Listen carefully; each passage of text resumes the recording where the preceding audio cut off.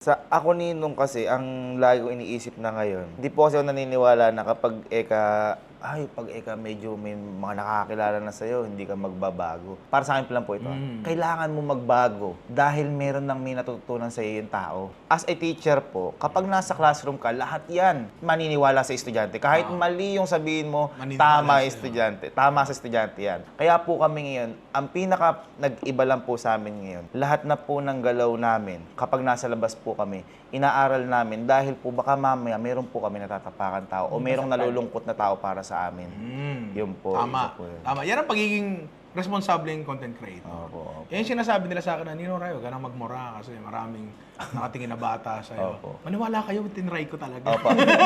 Kami ni Ninong. Ngayon, Ninong, tinry namin. Walang mura. Na walang mura. Oh. Hindi ka ako tayo to.